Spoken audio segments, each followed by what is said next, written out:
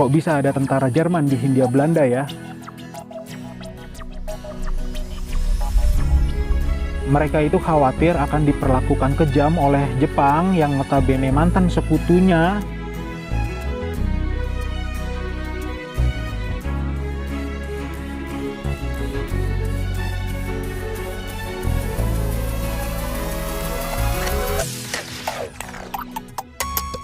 Oke teman-teman, balik lagi di channel Vian dan Bos. Hari ini saya ada di kota Bogor, belum bisa move on dari kota Bogor ya. Hari ini saya ada di makam tentara Nazi Jerman ya. Kok bisa ada tentara Jerman di Hindia Belanda ya? Oke, sebelum itu kita lihat dulu sekeliling dari komplek makam ini ya. Yuk, ikuti perjalanan saya, ini dia.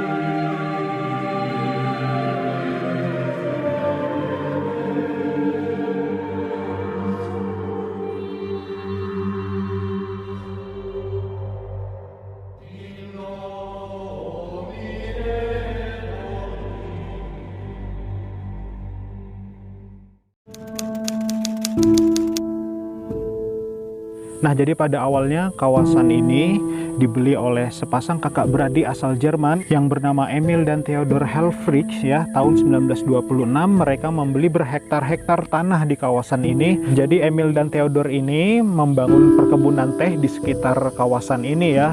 Nah, jadi pada saat tahun 1926, pada tahun itu juga Emil dan Theodor membangun tugu yang ada di belakang saya ini ya, atau yang kalian lihat ini. Mereka itu membangun tugu untuk memperingati atau mengenang kawan-kawan mereka, para prajurit Jerman yang gugur dalam Perang Dunia Pertama ya, tahun 1914 sampai 1918 ya. Itu Perang Dunia Pertama terjadi di rentang waktu di tahun itu ya. Pada saat itu kan Jepang dan Jerman itu kan bersekutu ya, atau berteman ya pada Perang Dunia Kedua. Nah, jadi ketika Jepang menduduki Indonesia, nah pihak Jepang itu memberikan izin kepada pihak militer Jerman untuk mengangkut bahan baku ya, untuk keperluan perang mereka juga.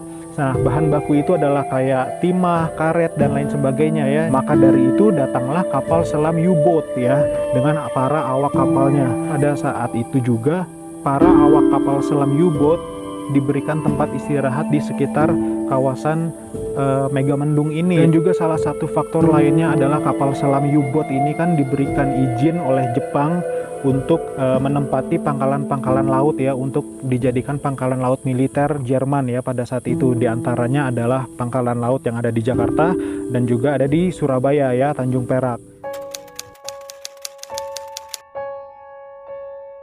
Ada semacam kecemasan nih di antara serdadu-serdadu Jerman ini ya. Mereka itu khawatir akan diperlakukan kejam oleh Jepang yang notabene mantan sekutunya di dalam Perang Dunia Kedua. Tapi Laksamana Maeda pada waktu itu memberikan jaminan atau memberikan janji kepada orang-orang Jerman ini akan dijamin keselamatannya dan diberikan lagi nih tempat ini dilanjutkan untuk mereka beristirahat atau kembali ke negaranya ya. Jadi pada saat itu ada dua pilihan, kembali ke negaranya atau tetap tinggal di Indonesia sebagai warga sipil. Nah, Munir Jerman ini yang notabene adalah mantan pelaut U-boat ya, lebih memilih tinggal di Indonesia sebagai warga sipil. Mereka boleh bergaul dengan warga pribumi, tapi juga ada batasan-batasan yang harus mereka patuhi selama masa pendudukan sekutu lagi ya, atau masa penjajahan Belanda kembali di Indonesia ya.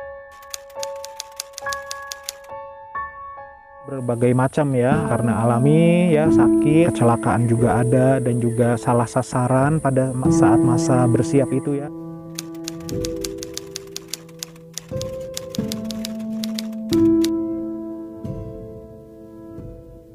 Jadi untuk membedakan menir Jerman ini dengan orang Belanda, mereka membuat logo atau lambang negara Jerman supaya mereka tidak menjadi salah sasaran dari rakyat Indonesia. Tapi memang dalam hal ini salah seorang menir Jerman yang terkena salah sasaran nih. Seperti yang sudah dibilang tadi, pada awalnya memang kawasan ini sudah dibeli oleh orang Jerman, Emil bersaudara ya.